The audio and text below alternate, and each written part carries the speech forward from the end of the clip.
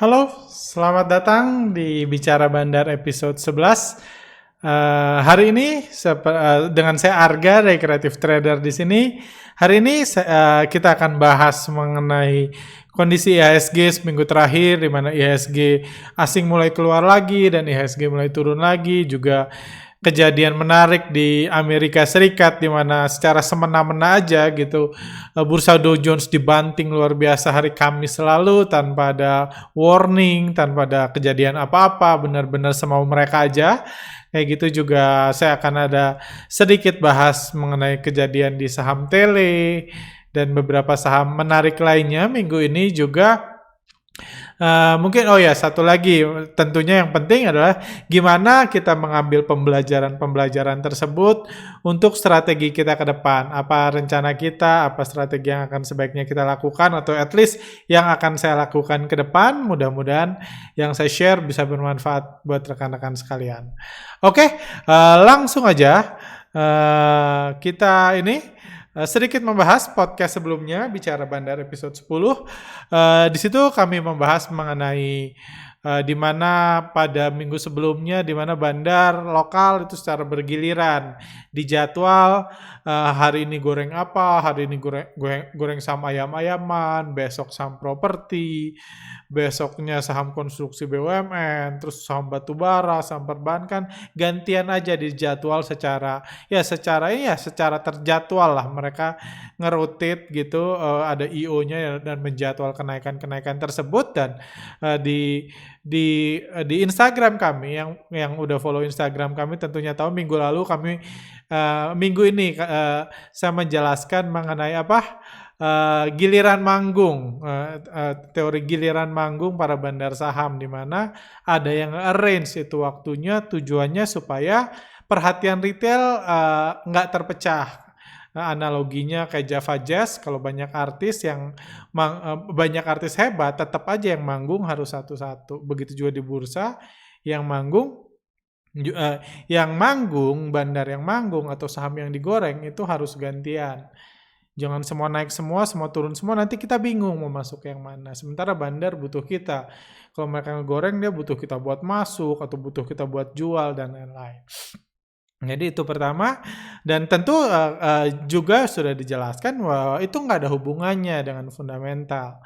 Nggak ada hubungannya sama kalau saham ayam-ayaman terbang, bukan berarti orang makan lebih banyak ayam gitu.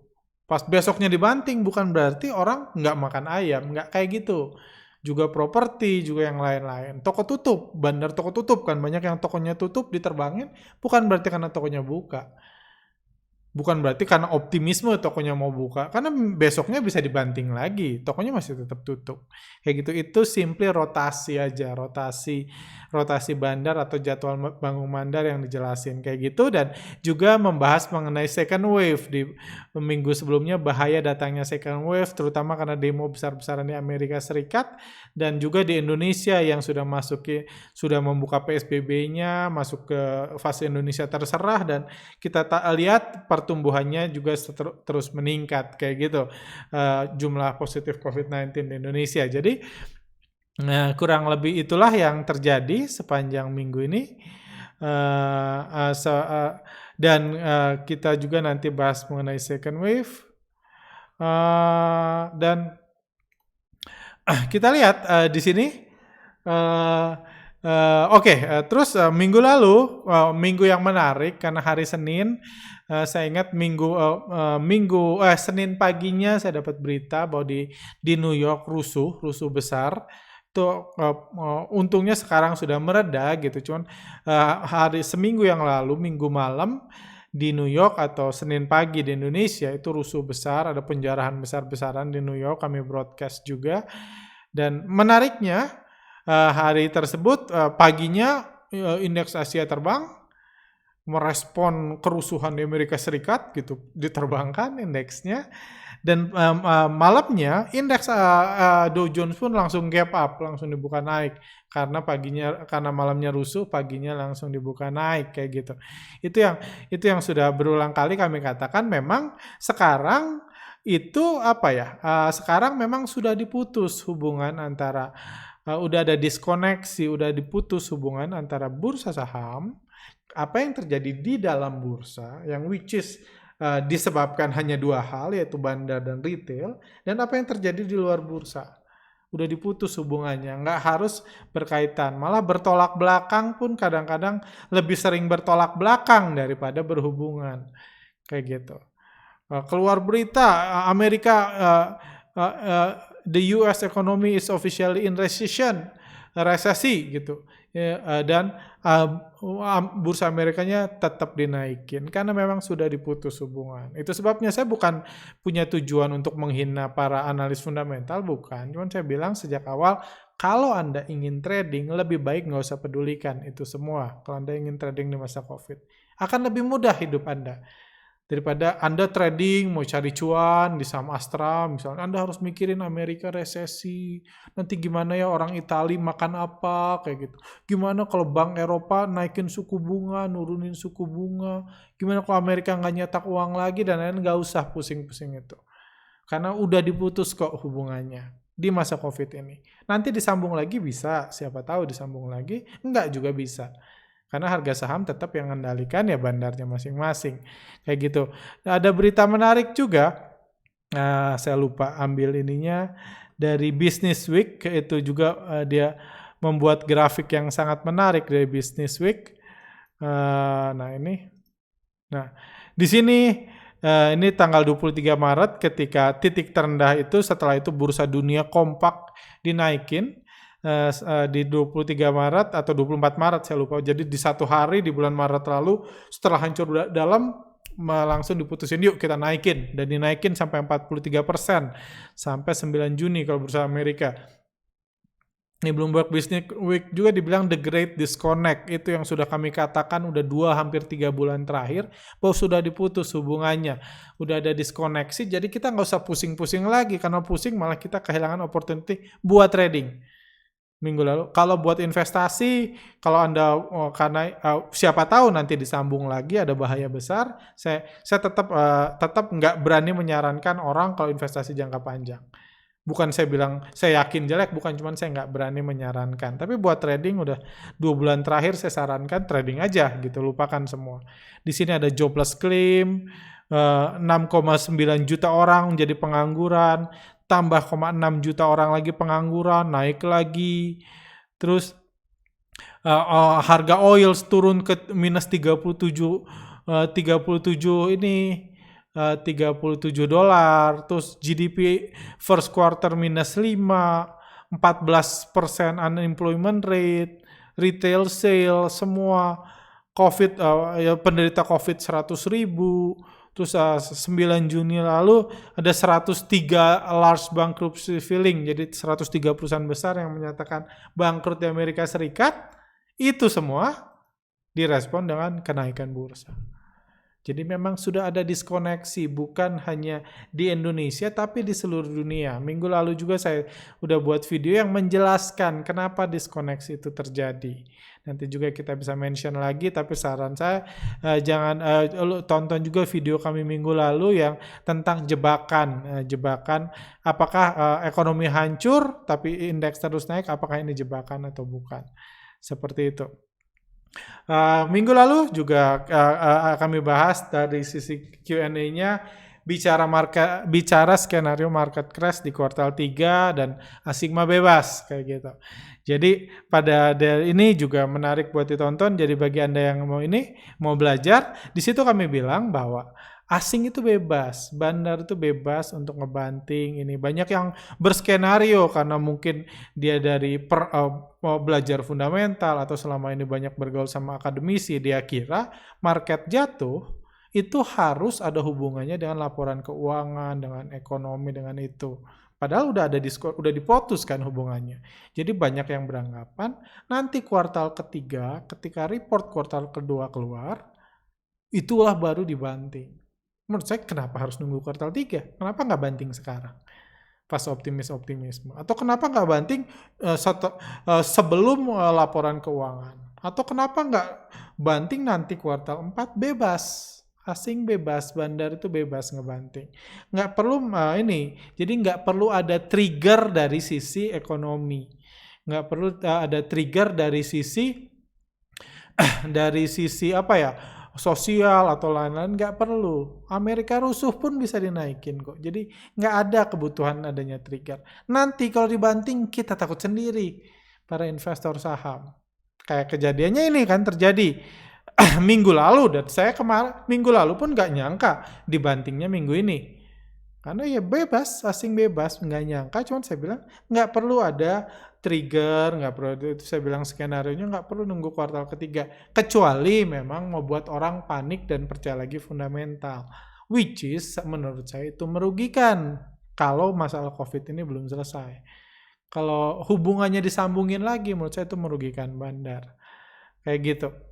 Kalau nanti orang jadi takut lagi nih beli saham perbankan, karena perbankan lagi krisis, itu merugikan bandar.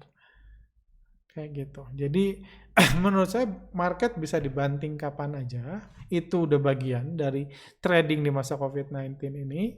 Karena memang nggak ada yang jelas, nggak ada yang pasti kedepannya lebih baik atau lebih buruk. Atau setahun ke depan ekonomi lebih baik, lebih buruk. Nggak ada yang pasti sama sekali. Beda dengan krisis lain, jadi bisa dibanting kapan aja. Bahkan terlihat bahwa minggu ini kita belajar, justru ketika rusuhnya mereda, marketnya kerusuhan mereda, bahkan the Fed bilang kalau the worst of the crisis is over. Ini dari Yahoo Finance, direspon langsung Dow Futures-nya turun 2% hari Kamis lalu ketika ada berita positif. Terus karena istilahnya bandar bebas gitu loh, dia mau banting, atau kalau istilah orang Amerika market always right, sama aja itu. Market itu kan tempat, saya udah bahas juga di Instagram kami. Pasar nggak bisa selalu benar, nggak bisa salah juga. Pasar Tanah Abang nggak bisa benar, nggak bisa salah. Kayak gitu. Yang maksudnya market itu bandar itu selalu benar. Kalau bandar mutusin naikin, orang akan bilang ini merespon ekonomi dunia yang akan lebih baik ke depannya. Kalau dibanting lagi, dibilang ini merespon kekhawatiran kondisi ekonomi saat ini. Pun komentator saham tinggal ganti-ganti itu aja. Hari Kamis ini gawat nih ekonomi. Hari Jumat terbang ini udah mulai optimis lagi. Senin dibanting gawat lagi. Pindah-pindah aja. Kayak gitu. Cuman intinya kalau kita trading ya kita nggak ini.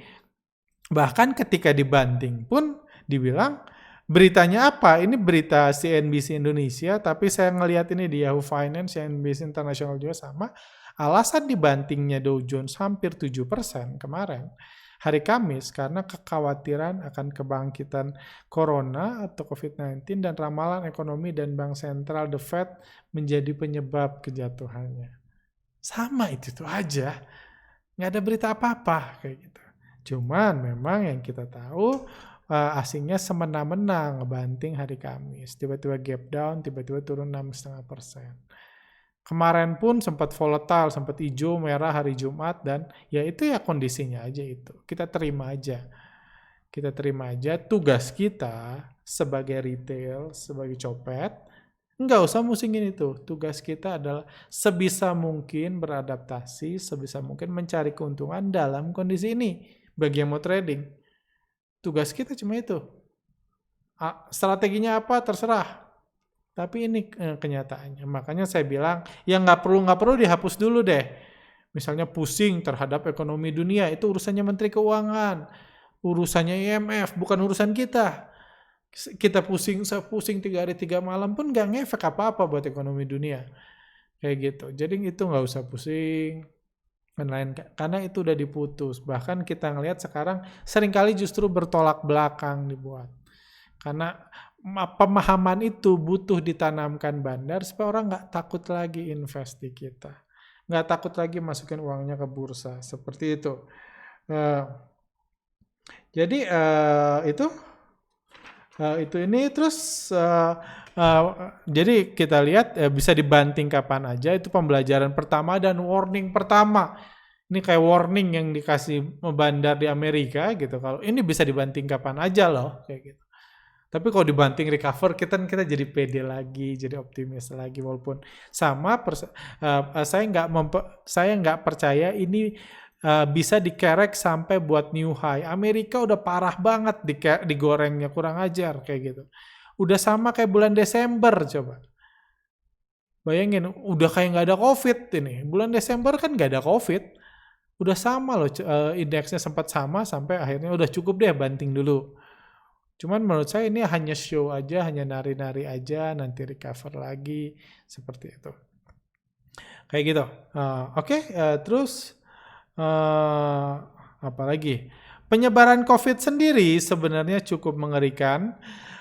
Baru berita hari ini, pagi ini saya lihat second wave di Amerika sudah mulai ditakutkan. Itu juga udah kami bahas dari podcast sebelumnya minggu lalu bahwa rusuh itu kerusuhan, demonstrasi itu terlepas dari itu membela hak siapa dan membela kaum minoritas, itu menggagalkan social distancing. Bahkan mungkin terancam ada second wave.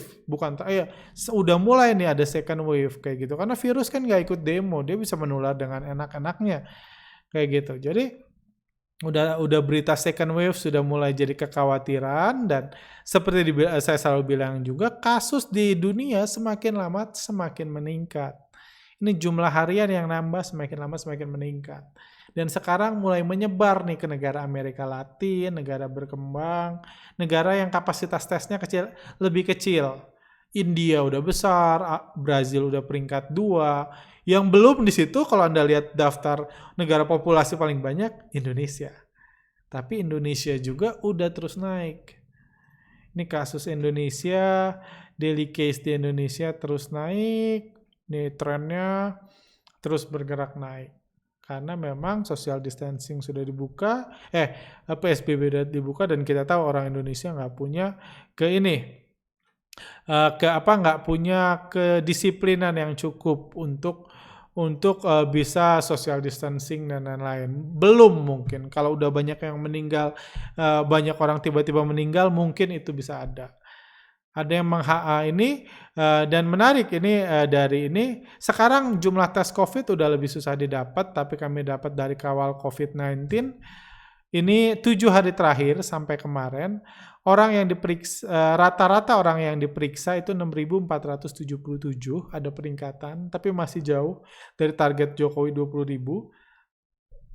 20.000. Yang mengerikan itu positive rate-nya, jadi yang positif dari ini itu 15%-nya. Rata-rata dari ini berarti dari 100 orang yang dites, 15 orang kena. Itu positive rate-nya, infection rate-nya. Ini lebih buruk dari tanggal 7 Juli lalu. Oh, ini masih sama-sama tanggal ini ya. Ini lebih buruk dari, saya miss datanya, cuman ini lebih buruk. Silahkan ini bisa follow Twitter ini lebih buruk. Seminggu yang lalu positive rate-nya ada sekitar 12 atau 11%. Saya miss naruh datanya di sini, cuman ada sekitar 10-11%. Sekarang udah 15%. Artinya yang terjangkit bukan hanya semakin banyak, tapi yang dites pun yang kena semakin banyak. Kayak gitu. Apa itu sebabnya? Saya nggak tahu gitu, karena kalau kita belajar di negara-negara yang ya bukan negara maju gitu seperti Jerman, Inggris kayak gitu, yang di bawah itulah kayak Indonesia, Brazil dan lain-lain, memang tingkat kepepetnya tinggi gitu, tingkat ignoran dan kepepetnya lebih tinggi. Makanya saya selalu mengatakan Indonesia itu lebih mirip Brazil daripada UK atau lain-lain. Karena itunya tinggi, jadi orang masih berani keluar, masih berani berekonomi dan lain-lain. Dan ini baru akan menyentuh, atau mungkin pemerintah baru akan beraksi lagi ketika memang jumlah yang meninggal udah terlalu besar. Atau udah kesusahan gitu, kalau kita setiap lewat ini kan ngeri kan. Lewat itu misalnya pemakaman macet gitu kan, ngeri banget. Mungkin itu akan pelan-pelan membuat satu demi satu orang yang masih bisa hidup dengan di rumah aja akan mundur karena takut mati kayak gitu.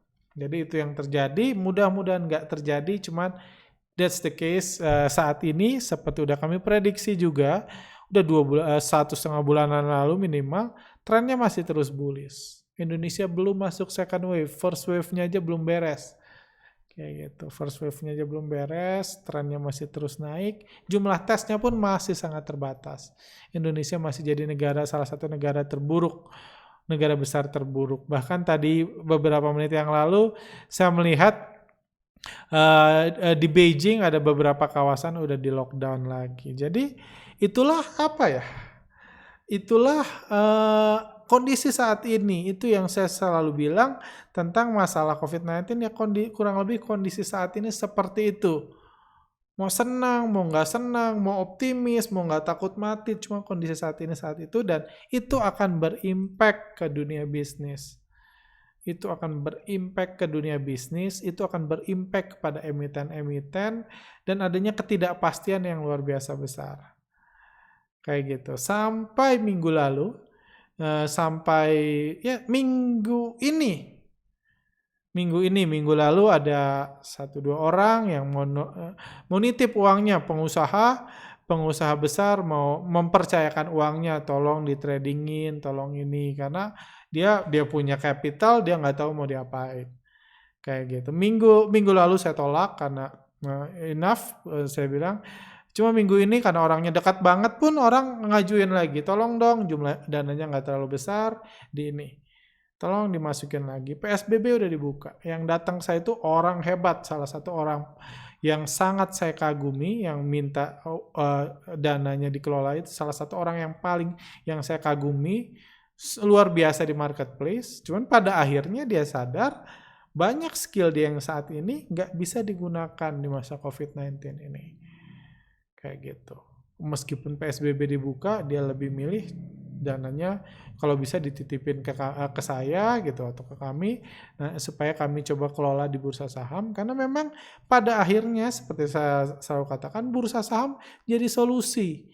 Keberadaan bandar itu benar-benar harus kita syukuri saat ini. Karena jadi solusi, bandar masih berani ngerek, masih berani akumulasi, masih berani ngegoreng-goreng, itu peluang loh. Itu peluang yang lebih besar, walaupun mungkin ada yang kejebak, mungkin ada yang nyangkut, mungkin ada yang sakit hati, yes, kayak gitu. Cuman itu masih tetap lebih besar menurut saya daripada buka kafe sekarang. Kayak gitu dan lain-lain, dan berbagai bisnis sekarang dalam kondisi yang sangat bahaya, dan kalau tiba-tiba di lockdown lagi kan nggak ada yang bisa dia lakuin. Nggak bisa cut loss, nggak bisa jual aset, nggak bisa ini. Kayak gitu. Jadi aliran masuk, at least yang saya tahu ya, saya kembali lagi nggak punya datanya, aliran masuk sampai minggu ini pun masih mengalir ke bursa saham, dan itu ya di satu sisi COVID-19 itu memberikan dampak yang buruk buat apapun di dunia ini, apalagi penyebaran, udah potensi second wave dan lain-lain di satu sisi. Di sisi lain memang itu membuat stock market jadi solusi. Jadi banyak dana segar yang masuk, itu akan membuat bandar lebih leluasa lagi untuk bergerak. Itu yang saya jelaskan dalam video yang jebakan kemarin, yang tentang fungsinya dana masuk di bursa saham untuk bandar itu sendiri. Jadi saya jelaskan cari cuan, kita mindset cara cari untung bandar dan retail itu beda. Bandar kalau dia mau ngerek harga, dia butuh terus dana segar yang masuk, dan itu yang terjadi saat ini. Seperti itu. Jadi resikonya masih besar, di sisi lain yaitu peluang juga buat kita. Minggu ini juga kejadian menarik tentang saham tele. Saham tele ini ada berita dari Kontan tanggal 9 Juni jam 5 sore, 17 waktu Indonesia Barat. Di sini diberitakan, di sini tele gagal bayar bunga pinjaman sindikasi. Di sini tele gagal membayar bunga pinjaman sindikasi jatuh tempo Maret 2020. Jadi ini beritanya bulan Juni diberitakannya, setelah market tutup diberitakan itu. Setelah itu Provindo mendowngrade level surat utangnya atau obligasinya juga di downgrade, Rabunya disuspend. Ini udah, kalau bagi yang ikut bicara bandar episode sebelumnya, udah berulang kali saya bilang. Ini resiko, kembali lagi, ada resiko, ada peluang. Ini resiko yang ada di masa krisis kayak gini. Akan ada perusahaan-perusahaan yang bubar, atau simply dia nggak bisa bayar utang, berpotensi disuspend seperti saham tele, dan sahamnya akan digoreng dulu. Seperti itu. Jadi ada peluang, ada yang cuan di tele, cuman lebih banyak yang celaka. kayak gitu. Karena akan digoreng dulu, bahkan saya bilang kebutuhan akan bandar untuk menggoreng saham-saham yang dalam masa krisis ini itu besar saat ini. Kayak gitu. Karena ya misalnya ini kan pemilik sahamnya kalau punya tele dalam jumlah besar, tahu perusahaannya gagal bayar kan dia pengen jualan. Cuman pertanyaannya jual ke siapa? Nggak mungkin dia ngibulin big player, ini beli perusahaan gua bagus banget, lihat nih PER-nya, lihat PBV-nya, semuanya itu tahun lalu kan. Kalau Anda ditawarin pemain besar, jualan berapa juta lot, misalnya yang kejadian yang itu yang saya bahas di saham tele, ini ada DH aja, broker DH, dari bulan April, dari bulan tanggal 1 April, artinya setelah gagal bayar bulan Maret 2020, di bulan April aja, DH jualan 5,3 juta lot. Ini siapapun di balik DH ini jualan 5,3 juta lot. Artinya setelah resmi gagal bayar, orang atau institusi di balik DH ini punya 5,3 juta lot saham tele yang mau dia jual dan berhasil dia jual akhirnya. Ini nilainya 65M, 64,7M. Ini bukan angka main-main. Bukan angka main-main, dia punya saham itu. Kalau dia cuma diam, duduk, berdoa, mudah-mudahan tele dapat ada donasi, ngebagiin ini, ngedonasi tiba-tiba hutangnya lunas, tokonya buka lagi, rame lagi, dan lain-lain, dia cuma nunggu gitu, akhirnya disuspend. Ada yang mau duduk berdoa silahkan, ada mungkin pemilik yang seperti itu, pemilik saham ya. Pemilik saham kan dia nggak punya kendali atas manajemen, kayak gitu. Ada yang duduk berdoa, mudah-mudahan baik-baik aja. Atau ada yang mau beraksi kan. Ini gue punya saham 5,3 juta lot, ini perusahaan baru beberapa minggu lalu bilang ke gue nggak sanggup bayar utang, nanti at one point akan disuspend, gue mau jualan saham gue. Mungkin dia nggak cuma punya 5,3 juta lot, tapi kan lumayan, nyairin cash 64 miliar pun lumayan. Pertanyaannya dia mau cairin ke siapa? Nggak bisa ngibulin big player lain. Yang gampang dikibulin retail.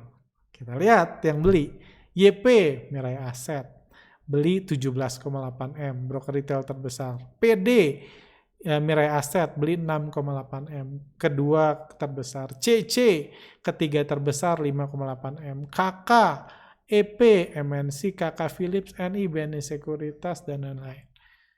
Jadi mereka jualnya ke retail. Caranya gimana? Ya digoreng-goreng. Naikin, turunin. Saya udah memperingatkan itu udah 2 bulan yang lalu pun. Saya nggak bilang sahamnya tele, karena tentunya sangat saya ngeganggu bisnis orang kalau saya bilang. Kalaupun saya tahu sahamnya tele, cuma dia digoreng-goreng. Kita bisa lihat angka volumenya juga luar biasa 2 hari sebelum disuspend. Dikerek naik tanggal 8 Juni, tanggal 10 Juni dikerek naik lagi dari 110 ke 140, udah itu dibanting. Dibanting ini saham tele, udah itu besok keluar berita gagal bayar, disuspend 3 hari. Gimana nasibnya? Saya nggak tahu, saya nggak mau manas-manasin kondisi, cuma itu yang saya bilang. Sejak Maret pas gagal bayar, kayak gimana dikerek naik. Sejak tahun gagal bayar dikerek naik, digoreng-goreng, kayak gitu. Kalau kita lihat overall dari bulan April, si itunya jualan 5,3 juta lot. Si DH-nya aja. Belum ada YU, mungkin temannya juga, mungkin KZ, temannya juga, digoreng-goreng. Ini GR, ini pun mungkin temannya mereka. Bantuin ngegoreng. Karena bandar nggak mungkin cuma jualan harga bisa naik kan. Harus ada yang ngerek juga, harus ada yang beli juga, harus ada yang makan over juga, harus ada yang ngomporin juga, kayak gitu. Ini menurut, ada yang bilang ketidakadilan, ada yang bilang kurang ajar, ada yang maki-maki, ada yang lain-lain, tapi saya sih nggak prefer untuk menyalahkan atau apa, karena ya please grow up gitu. Saya buat ini juga, ini kan bisnis gitu. Anda kalau niat nyopet-nyopet, kalau ketangkep jangan salahin orang yang nyopet dong. Kayak gitu. Tapi kenapanya saya buat sharing ini juga biar Anda mengerti nih. Biar Anda tahu resiko, biar Anda tahu peluang, biar Anda tahu menganalisanya, biar Anda tahu ini. Jadi Anda kalau memutuskan mau nyopet, Anda bisa dapat skill mencopet atau Anda tahu resikonya dan lain-lain. Kalau Anda menganggap terlalu mengerikan ya menjauh. Kayak gitu. Jadi ini wajar aja ini terjadi DH, bahkan pas digoreng-goreng itu misalnya tanggal berapa ya, pas hari pertama digoreng 68, jadi mungkin dia udah tahu bakal disuspend dalam waktu dekat. Kita lihat pada hari itu aja DH berhasil jualan 15,9 M. Yang beli siapa? YP lagi, PD lagi, CC lagi, dan seterusnya. Besoknya, ini pas naik ini ya, pas turun, DH jualan lagi 9.729.000 lot. PD beli lagi, CC beli lagi, KK beli lagi, YP beli lagi, kita lihat retail beli. Seperti itu. Jadi ya wajar gitu. Mereka berusaha menyelamatkan dananya wajar. Kalau kena ya udah gitu. Makanya saya mengingatkan sejak awal hati-hati. Kalau ya dari saran itu ada dua, ada yang bilang wah berarti peluang nih. Banyak perusahaan abal-abal bakal digoreng, silahkan. Tapi Anda tahu itu abal-abal dan Anda tahu mungkin bangkrut, kalau Anda bisa cuan ya selamat. Tapi kalau nyangkut juga jangan nyalahin OJK dan lain-lain. Dan menurut saya bandar sangat wajar. Ngerek, ngeluarin berita atau bayar bayar jubir gitu untuk bayar promotor buat mempromosikannya. Intinya dia butuh retail masuk karena dia nggak bisa beli, dia nggak bisa maksa big player untuk beli sahamnya 56 miliar. Itu dia butuh retail masuk. Caranya digoreng-goreng, dipromosiin, di lain-lain supaya dia bisa jualan. Kayak gitu aja. Jadi mungkin ini pembelajaran. Saya harap rekan-rekan yang rajin ikut podcast ini nggak kena di tele. Tapi kalaupun kena ya pembelajaran lah. Jangan percaya ke orang lain, percaya pada analisa diri Anda sendiri. Kalau ilmunya mau dipakai silahkan, nggak juga nggak apa-apa. Tapi ya itu kenyataannya. Ini masa krisis. Orang wajar kalau big player mau keluar, dan kalau dia mau keluar dia harus ngundang retail buat masuk. Kayak gitu.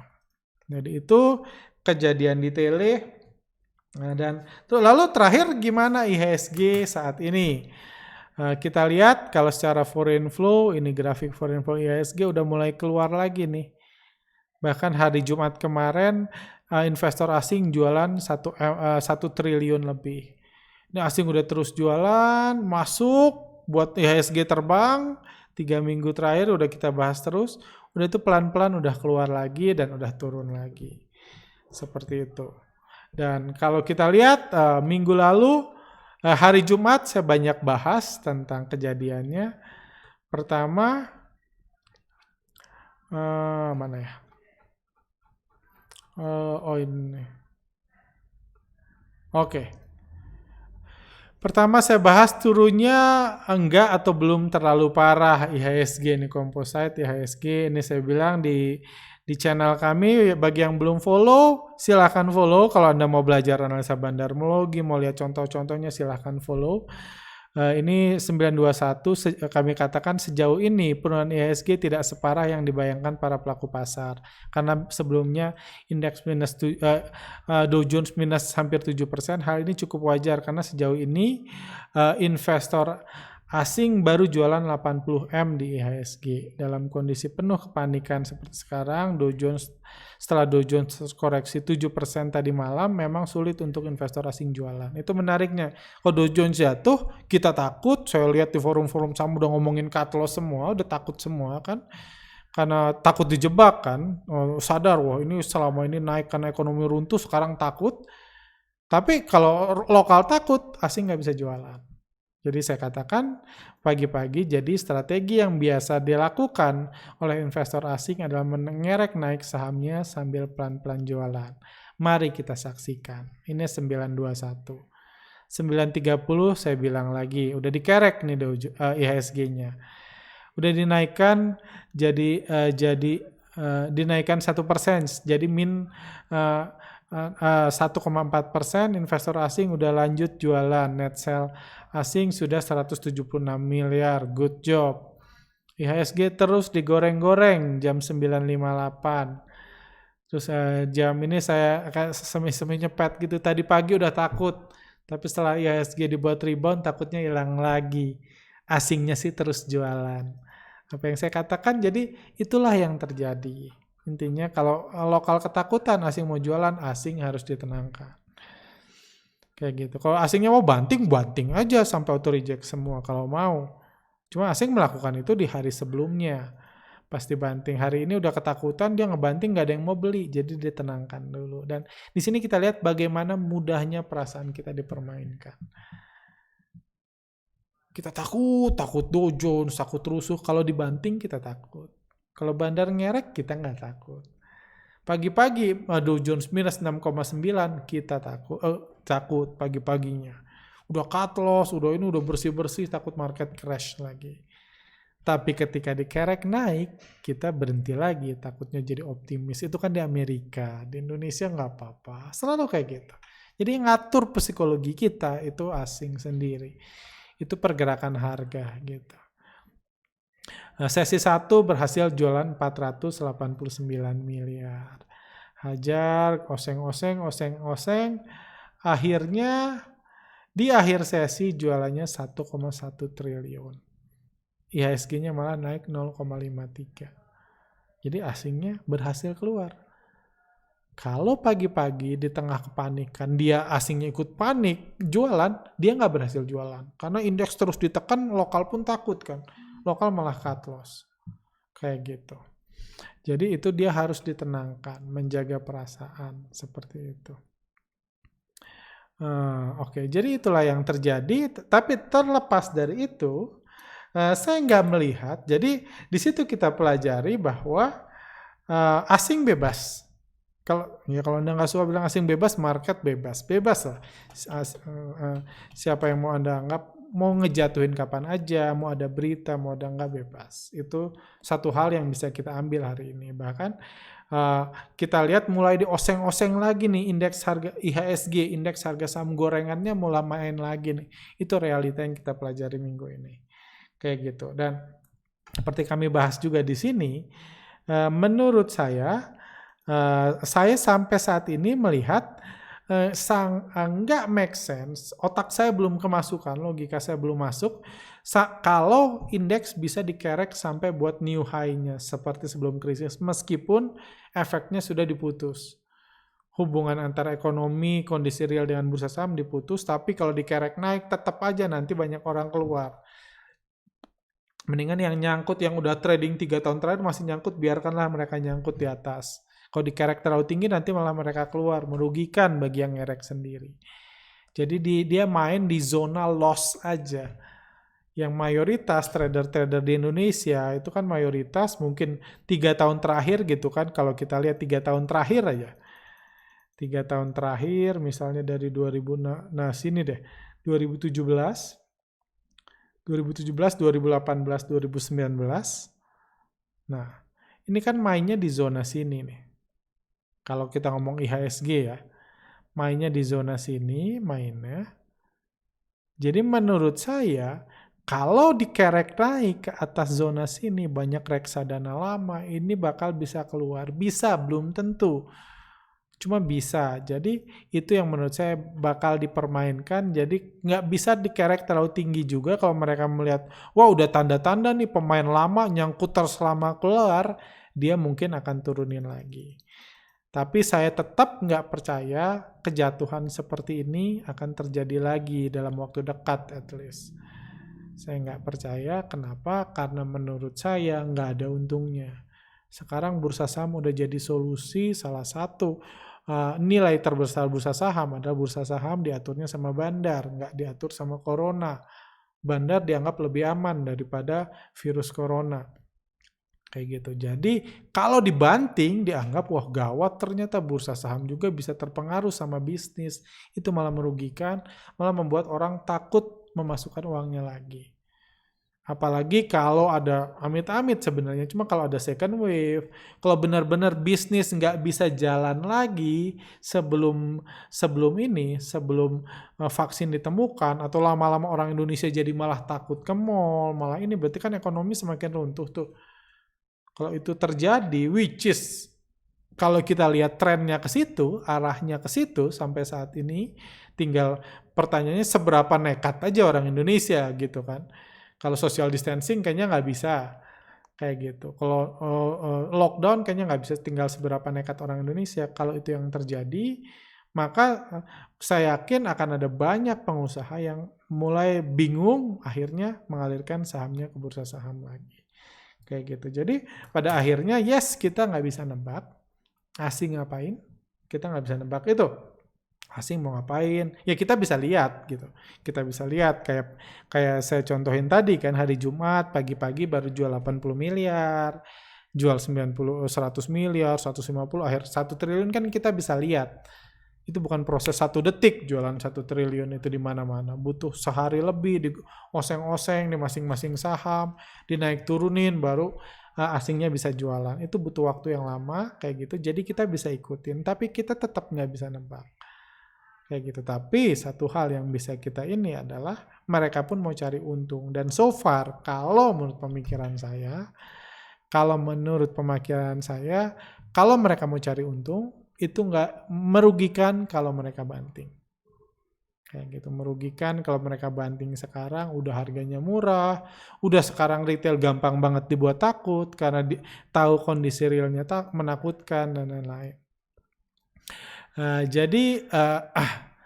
Jadi kurang lebih itu saya tetap menganggap ini cuma show aja, bantingan, kerek naik ini hanya show aja, naik turun biar marketnya seru, biar dana asing tetap masuk. Cuman sebagai bukan, saya nggak bilang akan terus naik, enggak. Menurut saya akan ada range di mana cukup menguntungkan bagi bandar untuk ngegoreng-goreng di situ tanpa harus tanpa harus takut pemain lama keluar.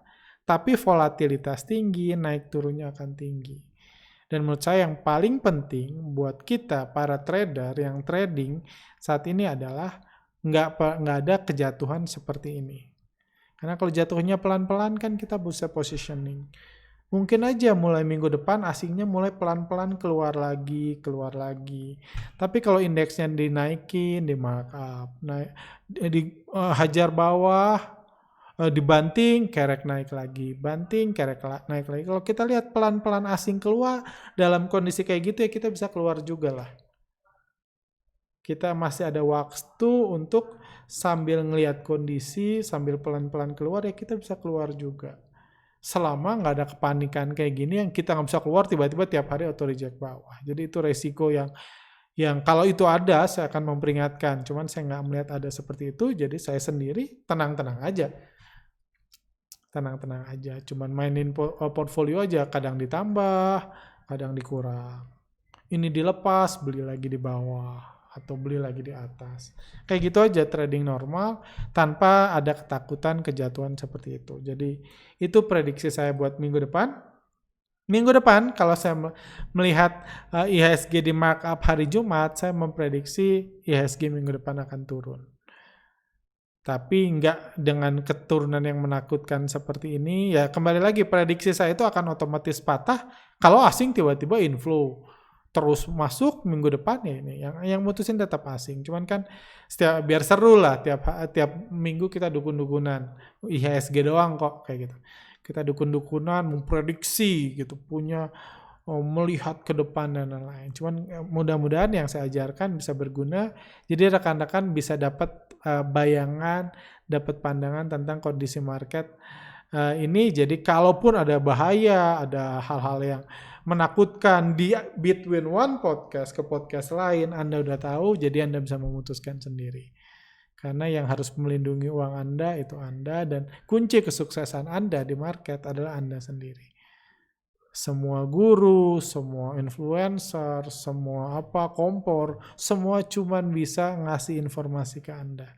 Termasuk saya cuman bisa coba ngajarin ke Anda, tapi yang harus bertindak, yang harus melihat satu persatu itu Anda sendiri.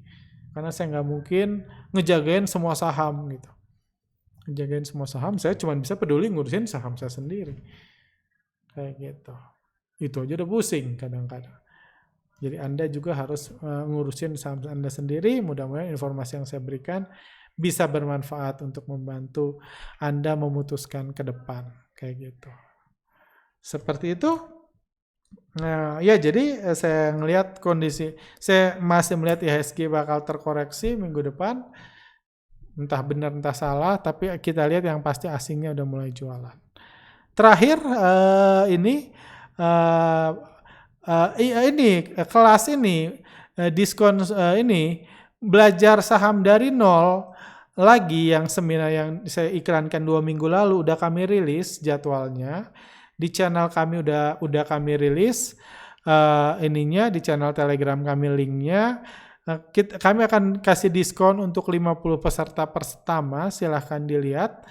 Saya nggak tahu ini udah 50 atau belum. Tadi saya lihat sudah banyak sekali yang daftar. Saya coba refresh deh. Nah, saya coba tunjukkan biar Anda lihat sendiri. Mungkin sepertinya sudah. Wah, mungkin sudah hampir 50. Cuman kalau Anda yang mau daftar, ini ke email kami. Kalau Anda yang mau daftar, silahkan daftar sesegera mungkin.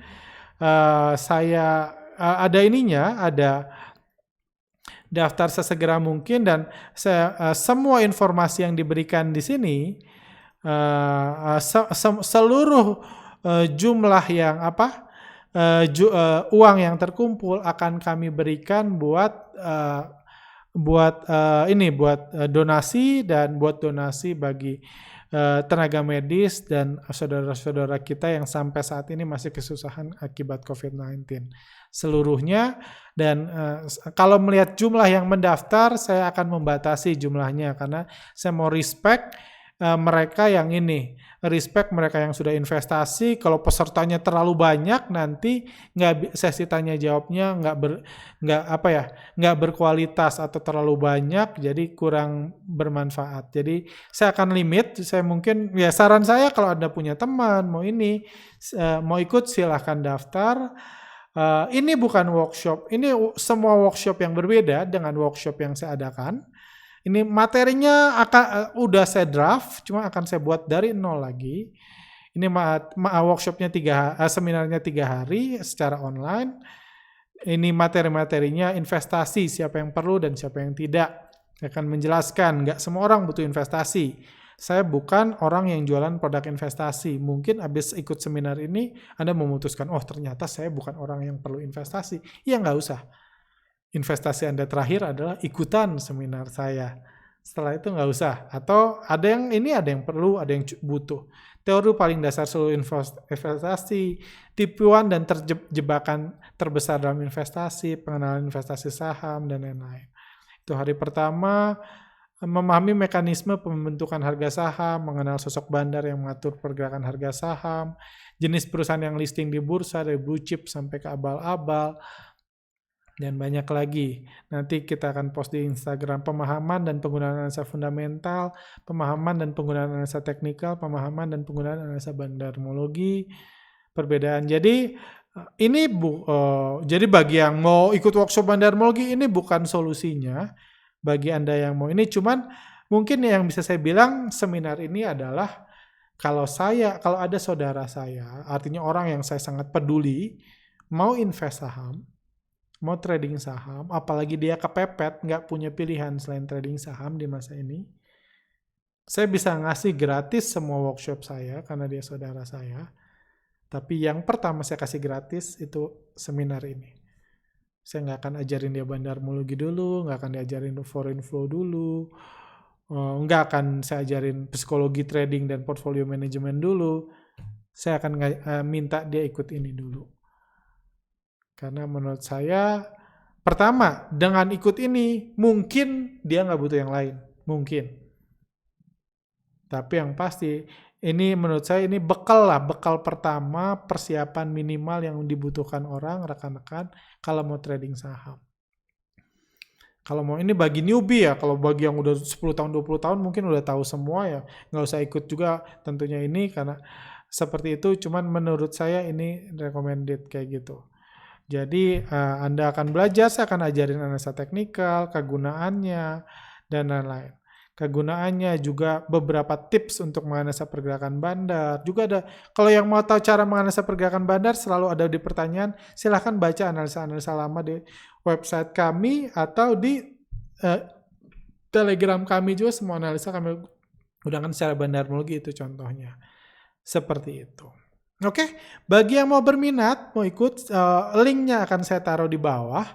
Bagi yang mau ikut, kalau masih ada di limit, masih ada jumlahnya masih ada, maka di form Anda masih ada diskonnya. Kalau enggak, Anda terpaksa transfer di reguler. Info lengkapnya, materinya ada di website kami, ada di link di Telegram kami, nanti di bawah komentar di bawah pun akan ada. Seperti itu. Oke, itu aja. Silahkan daftar bagi yang berminat.